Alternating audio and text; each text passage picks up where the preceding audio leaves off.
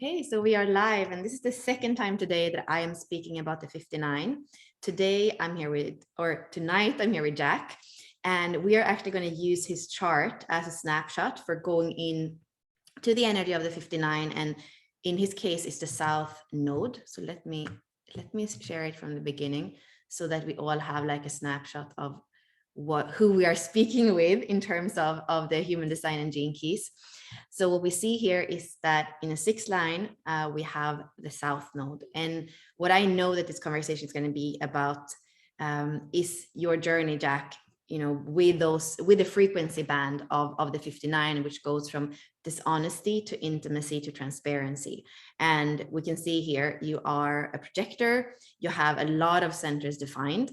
And we can see the 59 is here in an open center. So that's also interesting because we say that for all the sacral beings, which are 70% of the population, we have this kind of pulsing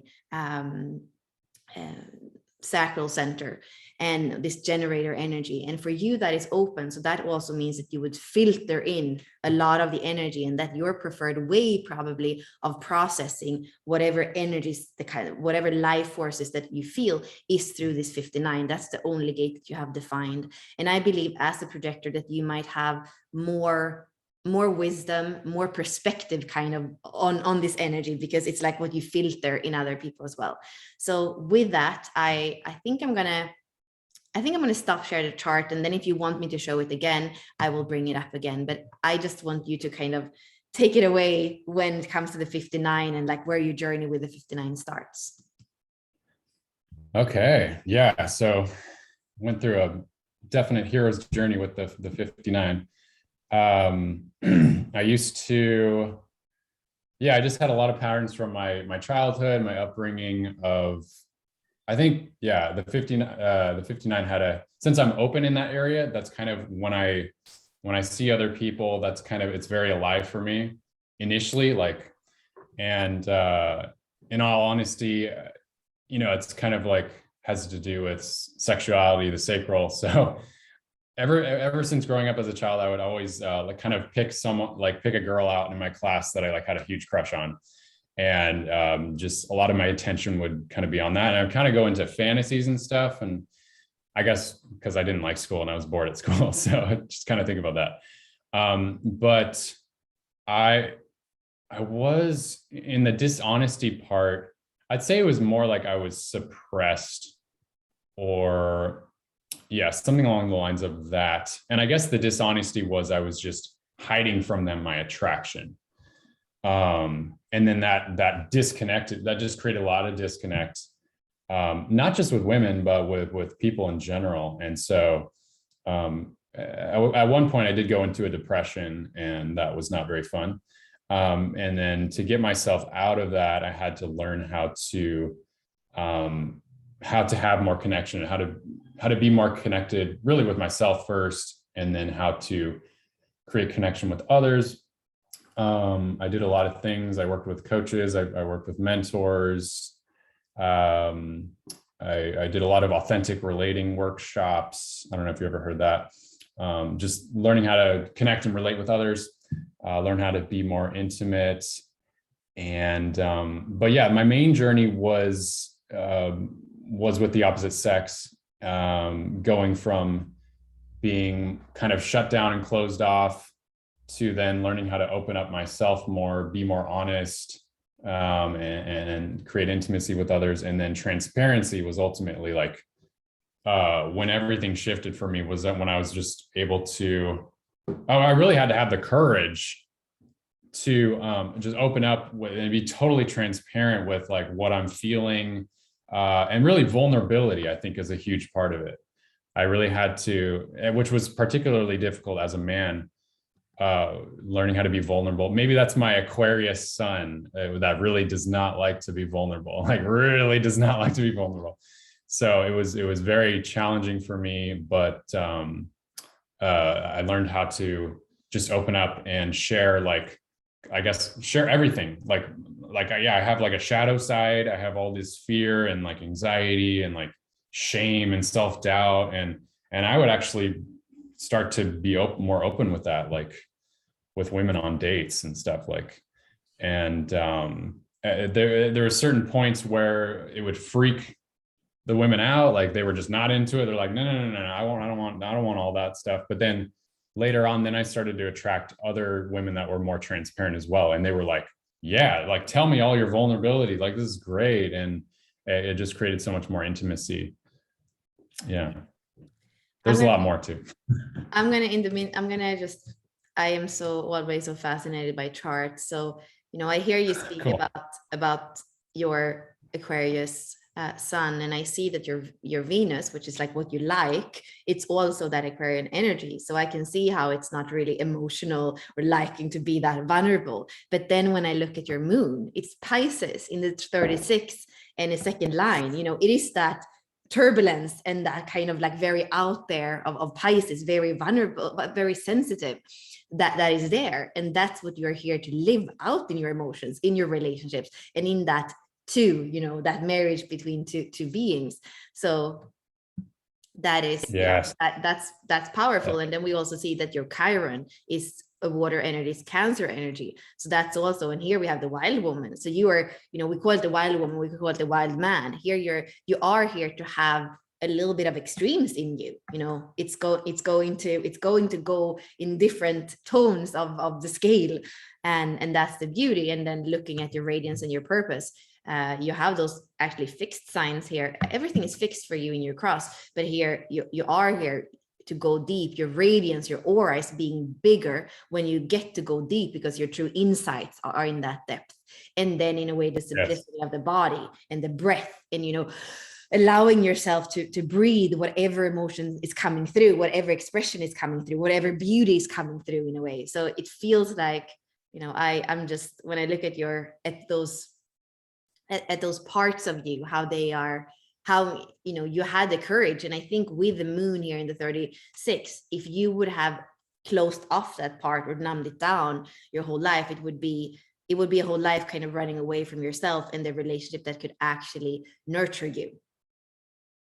Yes, exactly. Yeah. And I think it was particularly challenging for me because of the Aquarius Pisces thing. And I think Aquarius and Pisces don't get along super well. So I've dealt with that like kind of extreme polarity within myself.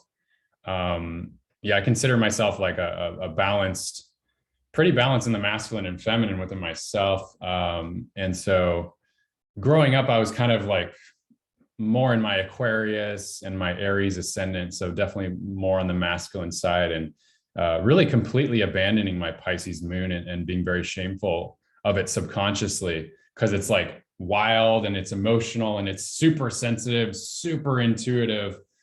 And so only like the past, I guess the past 10 years, I've become more comfortable with my Pisces moon, my feminine side, you could say.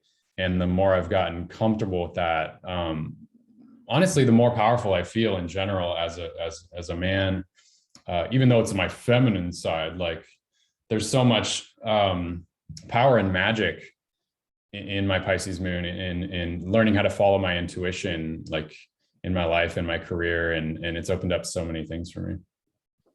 Yeah, and I feel when you're speaking about your journey with the 59, it feels like, the North Node is where we come from. And sometimes we come from it, but quite in a low frequency. So what I see is that when we take responsibility for that South Node, which is the frequency band that we were speaking about, and maybe here too, the 40, we call it the father in the 64 doors, and it's the one that kind of just take responsibility for everything, and it has no equality, can burn out. So for me, when you take responsibility for the South Node and work through it, that's what opens up for the North Node. And in your case, it's not only your moon that is in Pisces, it is also your North Nodes, and both the 55 and the 37 are these like very feminine archetypes. Here we have the tenderness, we could say the mother archetype, and here we have a game changer. So it's the feminine.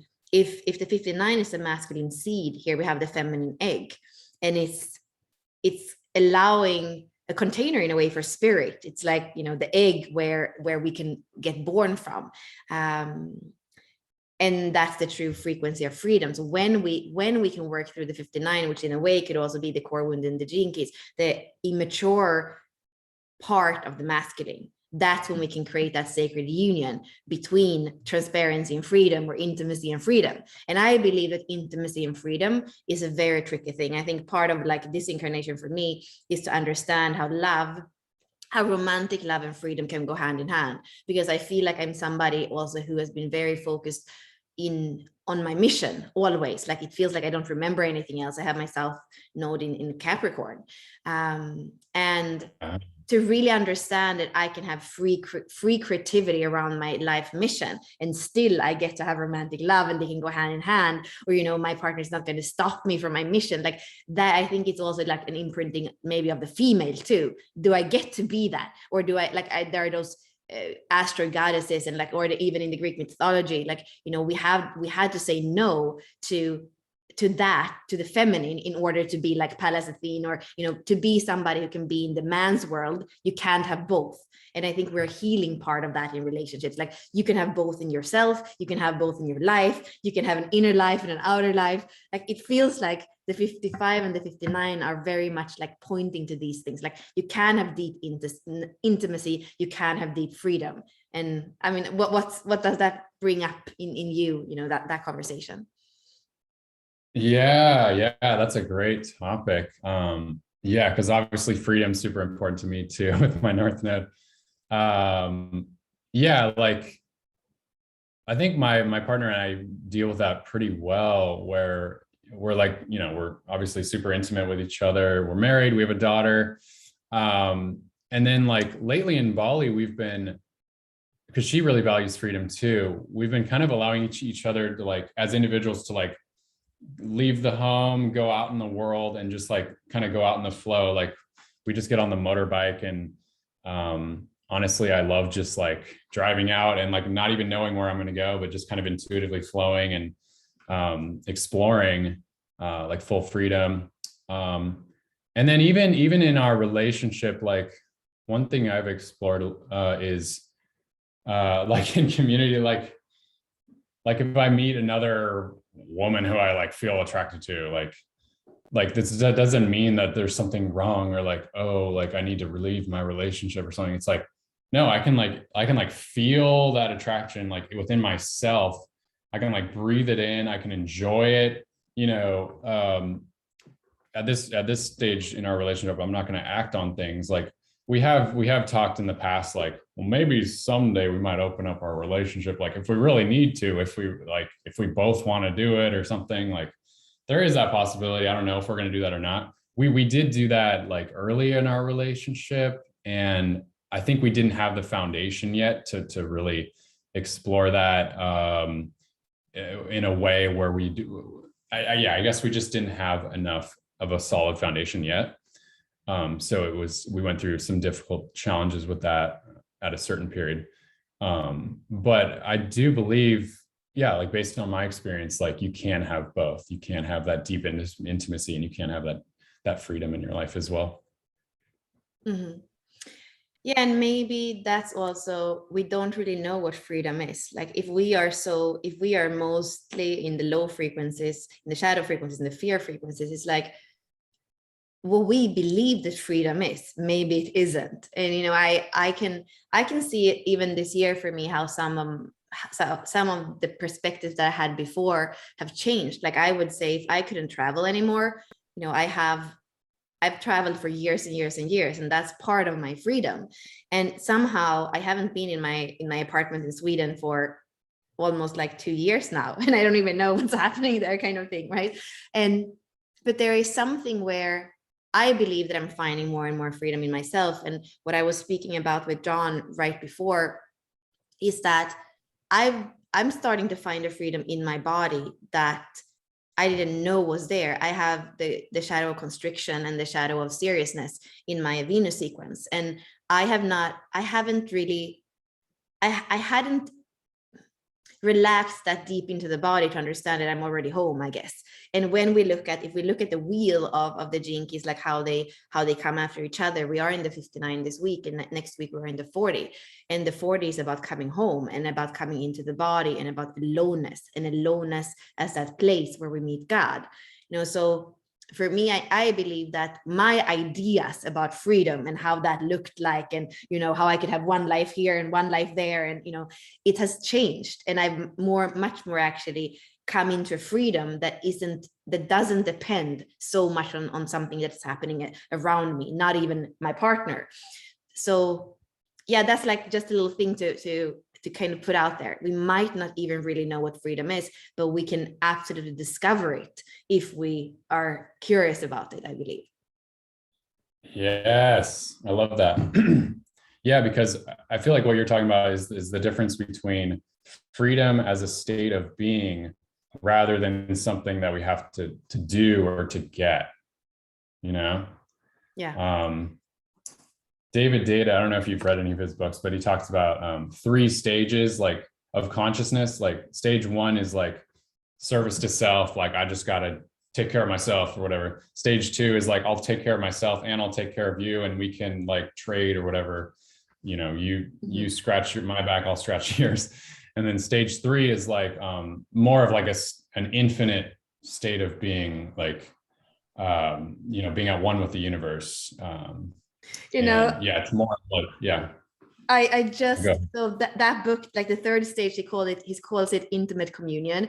And in a course that I did earlier today, I said, if there's one book tip that I want to give you for the next period, this is the book tip, you know? So it's like, yeah, it's exactly the intimate communion that happen in ourselves and that happen with the other. And somehow, speaking Jinky language again, the 45 would be the communion, right? And then we would have the 59 in the intimacy. And it's kind of that thing, realizing, so the 45, I see it like a bit of as a king, somebody who gathers people around him, but also gathers resources. And the 45 is somehow the realization that you are the king and that you already have a throne. So are you going to, you know, sit in your throne in that state of being, or are you going to run around in the world and try to conquer other, you know, kingdoms or something? You know, like there is something with it where, like exactly what you're saying, is it the state of being or is it the state of doing and conquering? Because maybe we're done with that kind of more immature masculine out and conquer. And, you know, if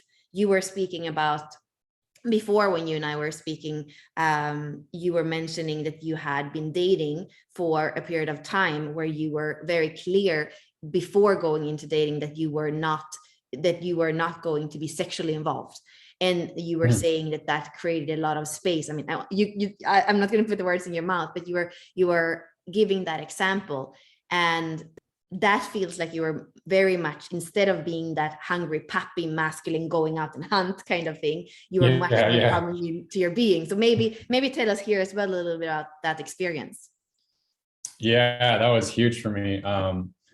Yeah, because I think initially the primal instinct of the 59 is like, you know, really, it's just like, let's go. Like, I want to fuck or whatever. Like, that's kind of, at least as a man, that's kind of instinctually, like, I honestly didn't want to come off of that, like so instantly, but that was kind of the instinct inside of my body. And so it was almost like a little too much for me. I was like, oh, like, whoa, slow down, Jack. Like, and I think that was because, you know, the 59 for me was going through its own awakening process. And I had to go from kind of the primal brain to like then becoming more conscious in that area. And so it created a lot of anxiety for me. And that might've been also because of my totally open head center. I was dealing with anxiety, self-doubt, and all that confusion. So like when I would go out on dates, I would have this kind of building anxiety in the back of my mind of like, I don't know, like, oh, I need to like hook up with her, or like just pressure around the sexuality part. And so eventually I just kind of gave myself an experiment that turned out to work extremely well, where I went 2 months or 3 months, something like that. Let's say 3 months dating without having sex. So without any pressure around sexuality, without any pressure to kiss her either. So without needing to do anything physically, like I could hug them or whatever, but I would be transparent with them and let them know up front, like, yeah, I'm going like a few months, like no sex, you know, and I would be honest, like, because, you know, I sometimes have like I feel pressure, like I have to do something, or, and I just kind of want to release that, and so that we can just connect. Yeah. And I think they really liked it too, because it seemed like it really released the tension for them as well. Because then they felt like they didn't have to, I don't know, think about that either, or or they didn't have to put their walls up, or like, things like that. And it feels like in that freedom, I mean, speaking again about the 55 and 59, in that freedom, that space that was created, it felt like your energy, your frequency was where you then attracted your current partner. So, I mean, that could be a coincidence, but I don't really believe in coincidences.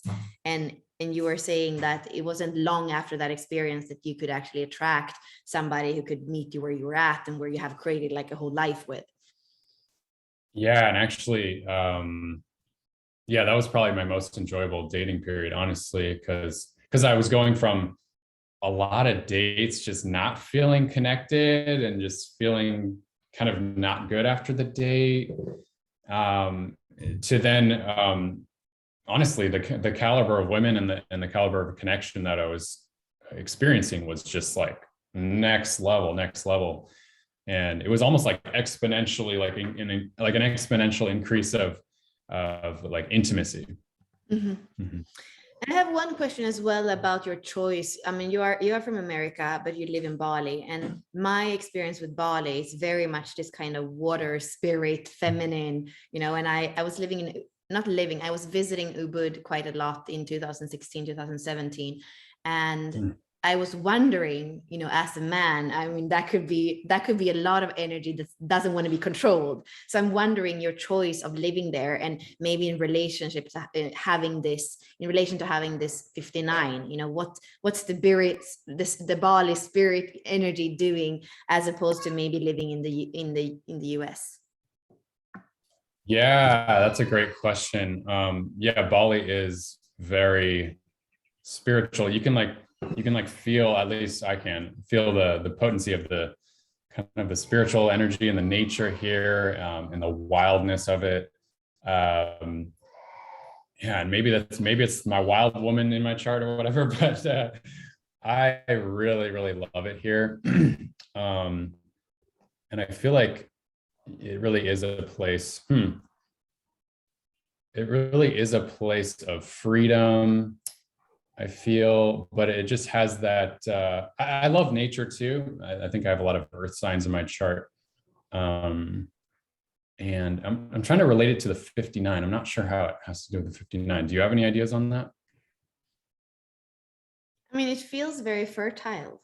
It does. Yeah. Part of me is like, even the rains, like when it doesn't rain all the time, but it just feels like fertile. And also these little things, how the Balinese, they're doing these little things with flowers and they put them in places. Like, it feels like I mean, like you're mentioning the earth signs, it's very much with that. And actually the 59 is Virgo. So it is that earth sign as well, and using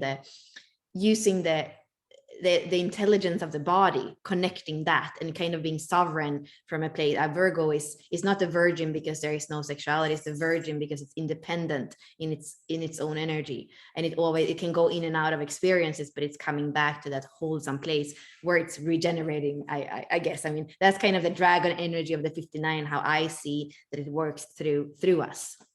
Oh, I think I got it. Yeah. I'm thinking about the culture here in Bali that I really love about it is the people are like the kindest people I've ever met here.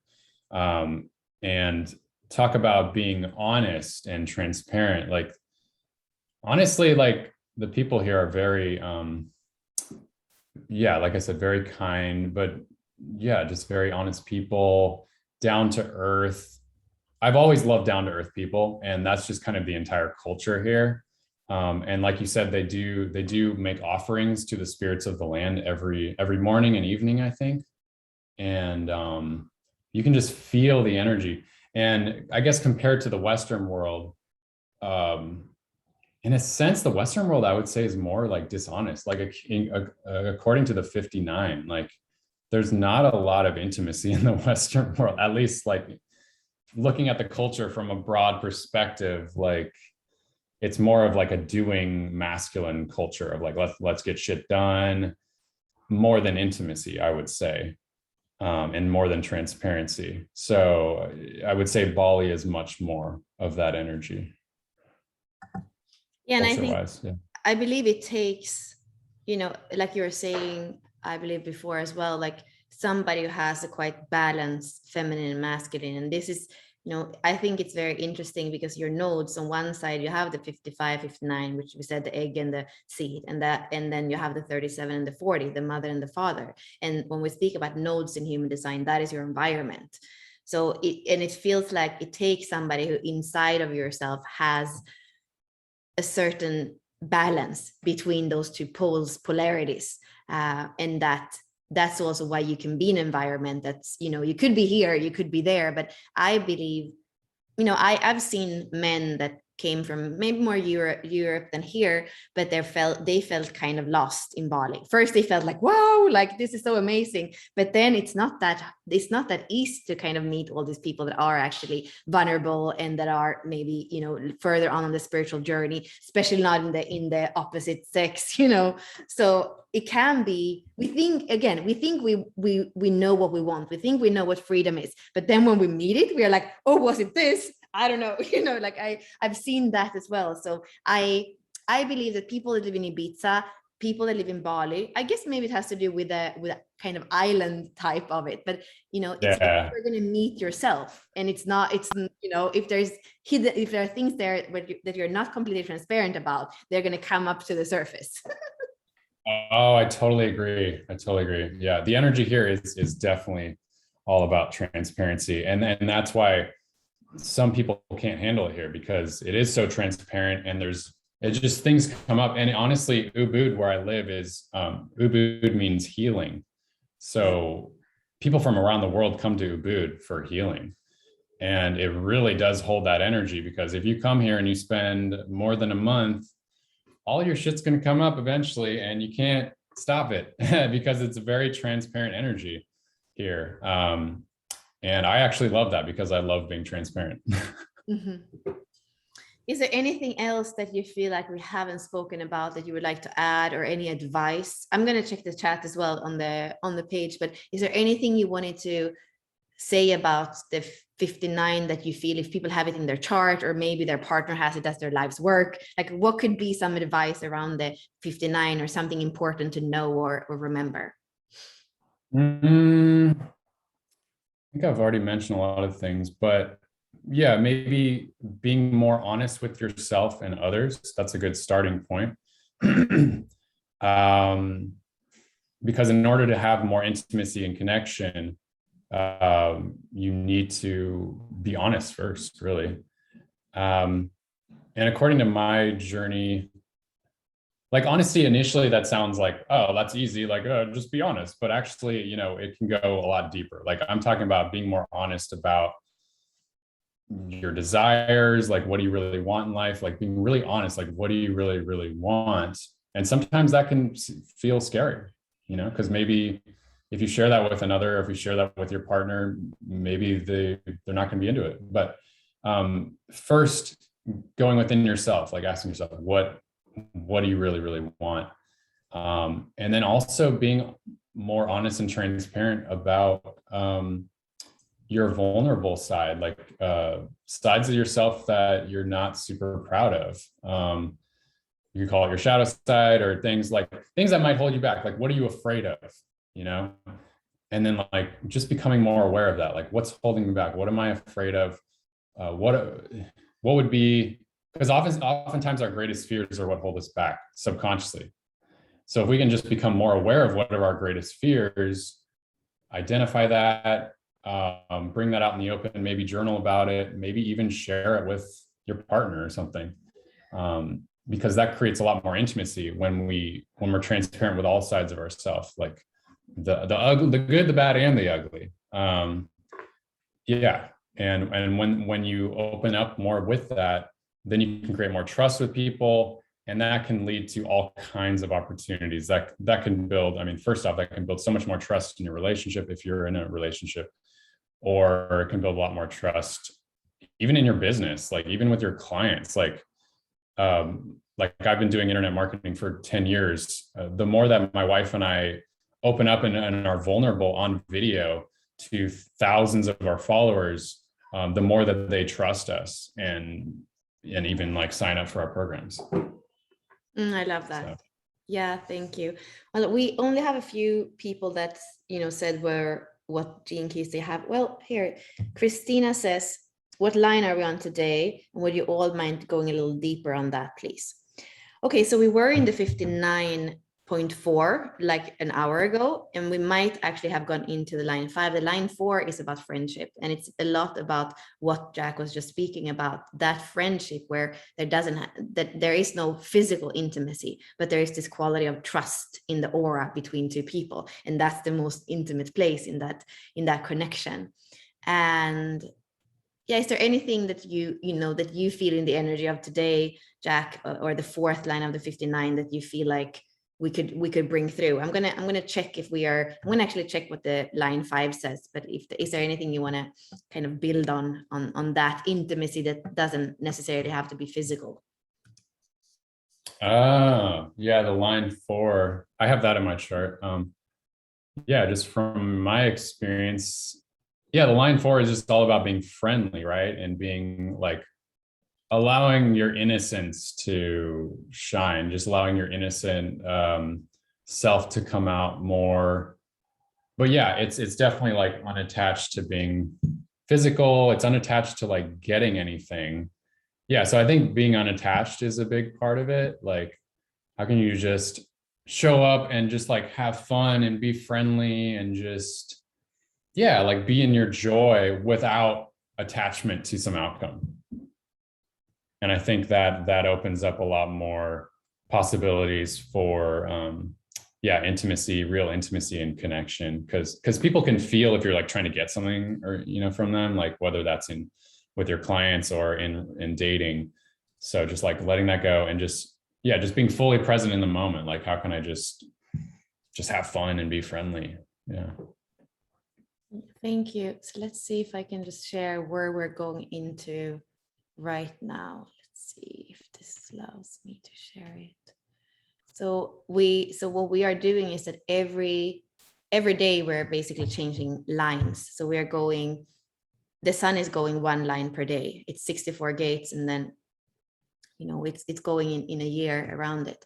So here we come in. So if the 4th line was about intimacy in a friendly trust way, here we come much more into the sexual part of it. So the line 5, seduction, the power of sexuality to attract other people. And the light expression is the power of seduction that makes it possible to establish intimacy and break down barriers.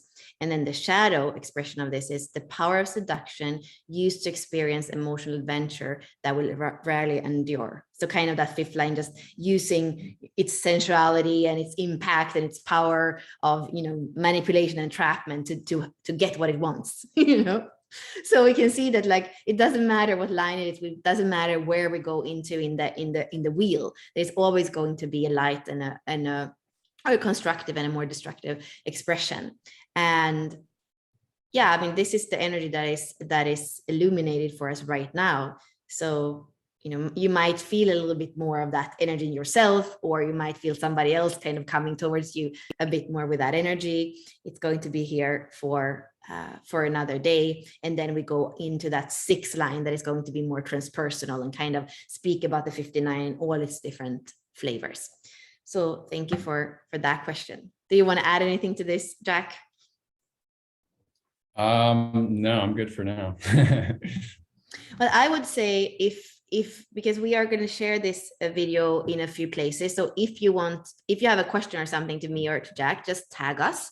I will make sure that you both. I don't think I tagged you. I make sure that you're tagged in the post as well, Jack, so people can just retag you if they have any questions. Yeah, I think, is there any closing words from you like that you would like to just say before we wrap up? I think I mentioned pretty much everything I wanted to mention. I mean, I guess you could just say where do people find you if they want to be more intimate with you on a like how how can we get in contact with you? And maybe like one place I've been having a lot of fun is on TikTok. And you can find me now. The main channel, I have like 3 different channels, but the main one right now is it's Twin Flames International. So if you search that on TikTok, you should find me.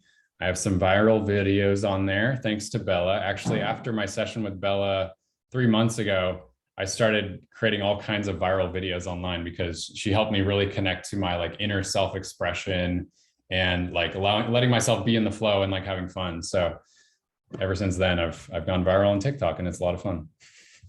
Yeah, and you have that 1/8 channel that is very powerful, which is, you're both the creativity and the agent for that creativity. So if you set up a channel, you are your own agent. So I love that happened, and that you went there. And please, yeah, everybody follow Jack on TikTok. It's so much fun. Sometimes humor is the most powerful thing. That's what I've learned from David Data's work as well. Like sometimes when in the way he would probably describe it of the polarities, when the feminine, whether it's inside of you or your partner, is kind of in turmoil, then humor and presence can be so powerful to just flip out of that state and, come into that more intimate communion. So, I feel like when I watch this, like, I can't help but relax and forget what it is that I'm kind of, not happy about. So thank you for bringing in humor as well into this field of astrology, of spirituality, of human design. Sometimes it gets so heady, we get so focused on the numbers, on the line and all this. So to kind of laugh at it and to take it, a little bit more lightly, that is, yeah, I'm so happy you're doing it. Yeah. And also embodying it. That's what I'm practicing is like, yeah, we can go from up here, all of our knowledge about human design and our chart and everything, but it can get really heady actually. Like, let's actually embody it. Let's like be in the moment and like do goofy stuff and like, get on TikTok and do all kinds. Yeah, it's really fun. Yeah, well, thank you so much. Thank you, Bella. This is fun. Let's do it again. Yes. Bye, everyone.